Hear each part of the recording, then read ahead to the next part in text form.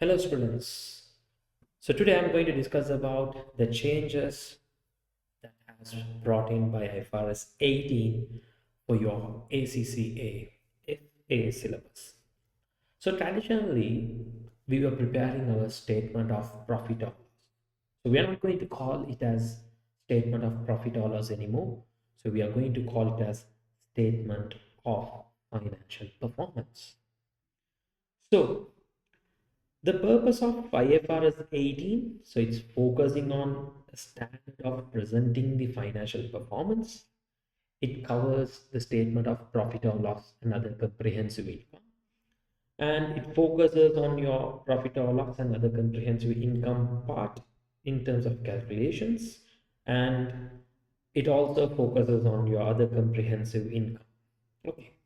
So now, when you're preparing your profit and loss statement for your FA exam, you should be aware of five categories. Okay. The first category it focuses about the operational expenses of an organization. So, as a student, you should know how to calculate your operational expenses. So, I'll elaborate about operational expenses in the next slide. And you are going to focus on your investing investments, and we are going to take you through your financing expenses and income taxes and discontinued operations. So these five categories is an essential element or essential area if a student needs to focus. Okay, so let me take you all through the format. So if you go through your format, so it's a good point to understand the changes and what sort of areas and how they are testing this part. So when you are preparing your statement of profit or loss, so in your screen, you will call it as not statement of profit or loss anymore. So we are going to call this as statement of profit or loss and other comprehensive income as statement of financial performance. So these categories are important. All these categories are important to understand. So you should know what comes under the label of operations or operating activities. So you take your revenue, you calculate your cost of sales, you arrive at your gross profit, then you, as usual, you get your other operating incomes. Now you need to add back your selling expenses and research and development expenses and the general administrative expenses, so that finally you get other operating expenses. This is what we consider it as operating profit. So these labels are important because for an exam mode like FA paper, so he can ask you what are the total operational income. So you have to make sure you know all these labels and you get the totals of all these labels and then get your operation. And they have the classification for investing. So when you're determining the investing profits, it's mostly focusing on share of the profits from associates and dividends and other interest incomes. So it gives you the investing. And then it's also focusing the financing area where it focuses on your interest expenses, and you need to show your income taxes separately. And the other comprehensive income, you know that it always contains about the revaluation surplus or deficits on your non-current assets. Okay. So what you need to take home.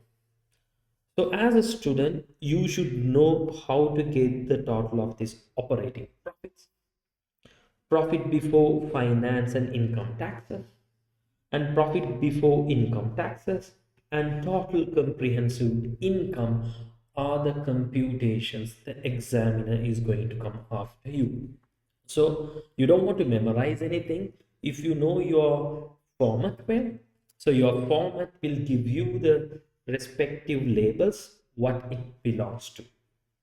So that so these are the key struct lines that you need to know: how to determine your revenues and sales, how to determine your cost of sales, how to determine your operating profit, investing income, financing expenses, income tax, profit for the year and the total comprehensive income, because you should know the totals of all these things.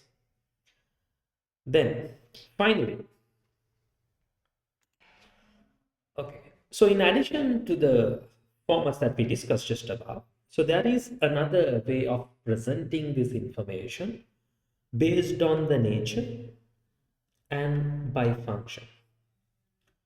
So when you're determining your statement of financial performance, so based on the nature, you need to determine your raw materials consumed, the staff cost, and depreciation expenses. So let me show you the format so it give you the better version of the alternative format. So examiner can ask you prepare your statement of financial performance based on the nature or by function. So you have to make sure these are the respective labels to which it belongs to. So if you take by nature, you take your revenue, you determine the changes in inventory of finished goods and work in progress, you take down your raw materials, you determine your employment benefits, depreciations, and other operating expenses. These are the labels that you need to know when you are determining or when you are calculating the operational profits by nature.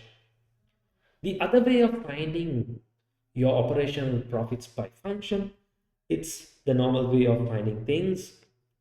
Take your revenue, cost of sales, you determine your gross profits, and you add back your other operating incomes. Then you remove your selling, research, general, and goodwill on the impairment losses and other operating expenses. So you arrive at these operating profits. Now, these two changes are crucial. Why do I say it is crucial? So he can ask you find out your operational profit using or by nature, find out your operational profits by function. So you should remember these labels. It's important. So knowing these labels, you can apply those figures as usual and get your answers right. Finally, a quick summarized exam notes, what you need to know to get through your FA paper. So you know that as usual you classify and determine the categories what we discussed about. All those 5 categories you should know. So it's a must for you now how to determine or how to calculate and what are the labels which is included under those 5 categories. Now for your level, the discontinued operations is not examinable. It is not examinable. They are not going to question you on discontinued operations.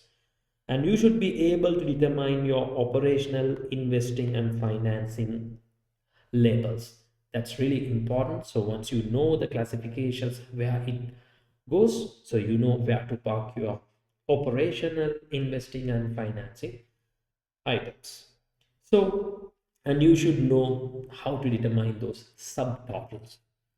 So these are the requirements or key notes that you need to take for your exams before you sit for your IFA paper. So this is important. So make sure you are going to note all those instructions which I gave you on the top. So make sure you know how to determine your classifications or how to determine your operational profits by nature and by function.